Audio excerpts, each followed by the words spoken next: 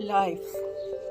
Life is very valuable gift which is given God to us and we must be thankful to him for living such only valuable for the human but it is also equally valuable for other living beings valuable for others living also we must always appreciate the good things happening in the people always criticize the things which are going around the day and night.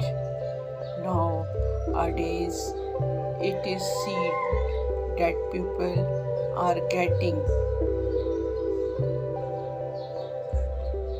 indulged the bad habits, which is ultimately going to destroy their life.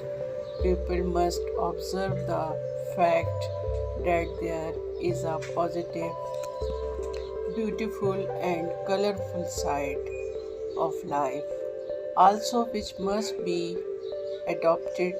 We must do something good very often so that we must receive blessing and good wishes from any elders and friends.